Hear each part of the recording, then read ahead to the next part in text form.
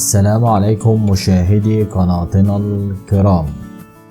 تحظى بعض الفيروسات والبكتيريا والطفيليات بكل الاهتمام لكونها معدية، فعلى الرغم من العديد من الأمراض التي نعلم أنها تنتشر من شخص إلى آخر، لا يزال هناك الكثير مما لا ندركه عن بعض الأمراض الأخرى، فيمكنك التقاط أمراض من أشخاص آخرين لا تستطيع مناديل كلوروكس المبللة ومعقم اليدين الوقوف ضدها. ومن المعروف أن الضحك والتناؤب ينتقل من شخص إلى آخر، فبين البكتيريا والسلوكيات التي اعتقدنا أنها تحت سيطرتنا، هناك العديد من الإصابات التي ننشرها جميعا فيما بيننا. واليوم في هذا الفيديو سنشاهد معا 10 أشياء لن تصدق أنها معدية.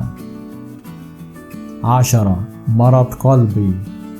لطالما اعتبر مرض القلب من الأمراض غير المعدية نتيجة لعلم الوراثة وخيارات نمط الحياة. في وقت سابق من هذا العام قدم فريق من العلماء أدلة على عكس ذلك، ووجدوا أن أمراض القلب بالإضافة إلى أمراض أخرى مثل القولون العصبي ومرض السكري من النوع الثاني يمكن أن تكون معدية أيضا.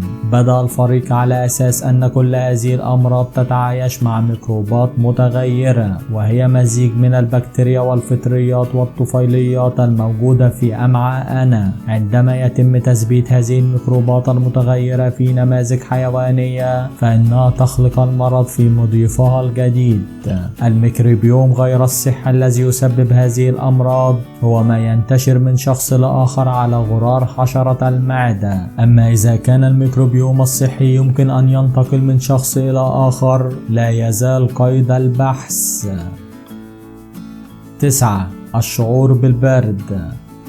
اكتشف باحثون في جامعة ساسكس دليلا على أن البشر معرضون لعدوى درجات الحرارة، وهي ظاهرة يؤدي فيها مجرد مشاهدة شخص ما في حالة باردة إلى انخفاض درجة حرارة أجسامنا. طلب من المشاركين في إحدى الدراسات مشاهدة مقطع فيديو لشخص يغرق يده في الماء المثلج. لم يعبر المشاهدون عن أن الفيديو جعلهم يشعرون بالبرد فحسب، بل انخفضت درجة حرارة سطح أيديهم بشكل كبير. ومن المثير للاهتمام أن عدوى درجة الحرارة كانت مرتبطة فقط بالشعور بالبرد، فعند مشاهدة شخص ما يضع يده في الماء الدافئ لم يكن لدى المشاركين سوى القليل من الاستجابة الجسدية. 8. قرحة المعدة. غالبا ما يتم اتهام أنماط الحياة المجهدة والأطعمة الغنية بالتوابل خطأ بأنها تسبب القرحة الهضمية. في الواقع السبب الرئيسي لقرحة المعدة هو بكتيريا تسمى هيليكوباكتر بايلوري. أكثر من نصف سكان العالم مصابون بالبكتيريا لأسباب غير مفهومة حتى الآن. لا يعاني بعض الأشخاص أبدا من أي أعراض لجرثومة الملوية البوابية، بينما يصاب البعض الآخر بقرح هضمية في المعدة والأمعاء الدقيقة بسبب ذلك. البكتيريا المسببة للقرحة معدية من خلال اللعاب والبراز، لذا فإن البصاق وممارسات غسل اليدين السيئة يمكن أن تصيبك بالقرحة. 7. السعادة. نعلم جميعا من التجربة أن التواجد حول أشخاص سعداء يجعلنا نشعر بالبهجة، بينما يكون المتشائم قادر على تحويل الفوز باليانصيب إلى يوم سيء. اتضح أن سعادتنا تتأثر بأكثر من مجرد دوائرنا الداخلية من الأصدقاء والعائلة. ربما لم تختر منزلك بناء على تصرفات أولئك الذين يعيشون في المنطقة، لكن لديهم تأثيرا كبيرا على حالتك المزاجية. فإذا كان لديك شقيق مرح يعيش في الجوار فسوف يزيد من احتمالات سعادتك بنسبة 14%، ويزيد الجار السعيد من احتمالات سعادتك بنسبة 34%، بينما يزيد الصديق السعيد الذي يعيش بالجوار من احتمالات سعادتك بنسبة تزيد عن 40%. 6. الشعور بالوحدة. من المفارقات أن الوحدة معدية، فعلى الرغم من أنه قد يبدو أن مجموعة من الأصدقاء سيكون لديهم شيء مشترك وبالتالي لا يشعرون بالوحدة الشديدة، إلا أنها لا تعمل بهذه الطريقة في الواقع. أظهرت دراسة طويلة الأمد لأكثر من 5000 شخص عن علاقاتهم الاجتماعية أنها انتشارا للوحدة يمكن تتبعه من شخص إلى آخر، فيبدأ الناس في الشعور بالوحدة قبل أن يصبحوا معزولين تماما. هذا يعني أن الناس يبدأون في الشعور بالوحدة عندما لا يزالون يقضون الوقت مع الأصدقاء، وهذه هي الطريقة التي يشاركون بها مشاعرهم من الوحدة مع الآخرين قبل تبني أسلوب حياة جديد. تتجذر مشاعر الوحدة المنقولة في الشخص التالي ثم تلحق بما بعده، وأظهرت الدراسة أنهم أكثر عرضة للإصابة بالوحدة من الأصدقاء أكثر من الأسرة. 5. السرطان. هناك 3 حيوانات تعاني حاليا من أشكال قابلة للانتقال من السرطان. تنشر شياطين تسومانيا أورام الوجه من خلال اللدغات، وتنقل الكلاب الأورام التناسلية من خلال الاتصال الجنسي، وتنشر المحار ذات القشرة الناعمة خلاياها السرطانية المصابة عبر مياه البحر.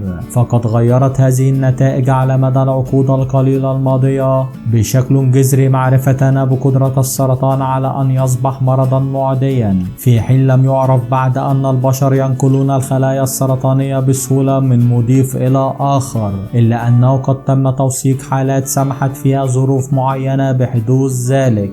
في عام 2018 توفي أحد المتبرعين بسرطان الثدي غير المشخص، وقد خضع 4 أشخاص لعمليات زرع أعضائهم، وأصيب ال4 جميعهم بسرطان الثدي. وفي حالة أخرى أصيب مريض مصاب بفيروس نقص المناعة البشرية بسرطان من دودة شريطية في أمعائه. في كل هذه الأمثلة كان المرضى الذين أصيبوا بالسرطان من مضيف إلى آخر يعانون من ضعف في جهاز المناعة. يعتقد العلماء حاليا أنه من غير المرجح أن يحدث السرطان المعدي في البشر خارج هذه المواقف غير العادية، إلا أن تطور السرطان المعدي في الحيوانات يوضح كيف يمكن أن يتغير ذلك.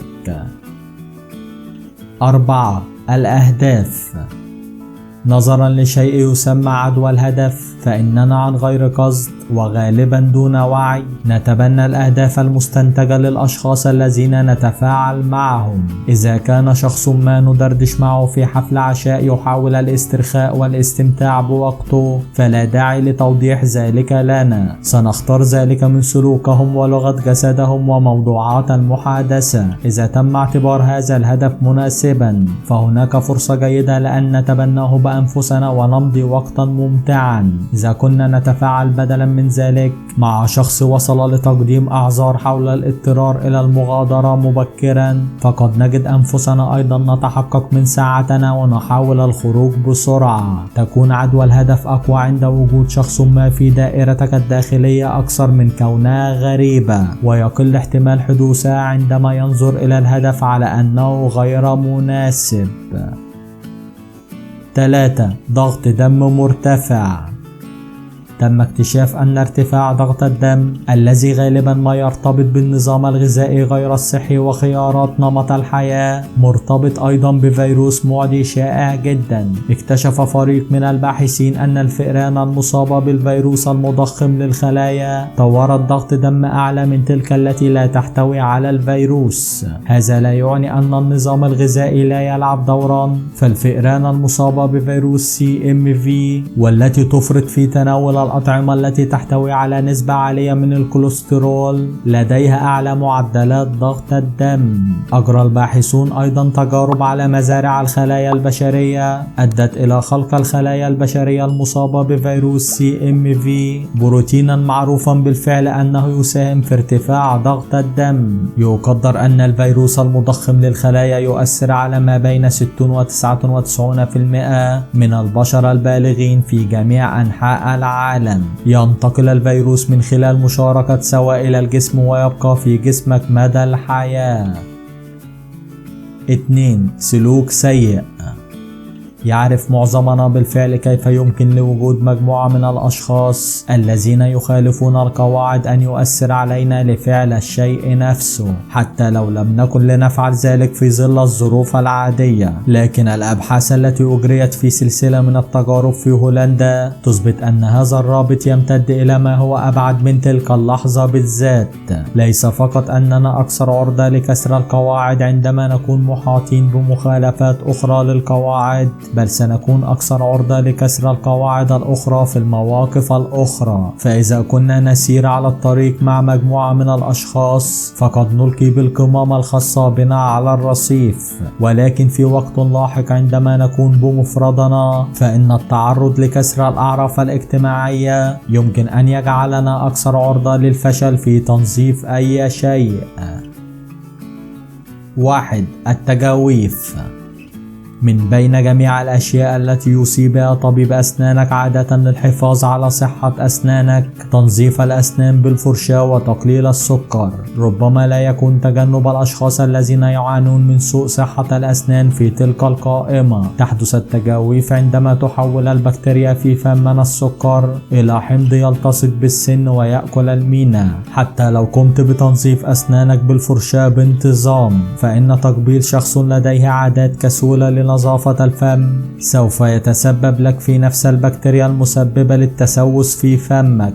الأطفال أكثر عرضة للإصابة بالعدوى لأنهم لم يبنوا بعد أي مناعة ضد البكتيريا، ويمكن للكبار أن ينقلوا البكتيريا المسببة للتسوس إلى أطفالهم أيضا عن طريق تقبيلهم على الفم أو مشاركة الأواني أو تنظيف اللهاية بفمهم قبل إعادتها إلى الطفل. شكرا لكم مشاهدي قناتنا الكرام، وإلى اللقاء.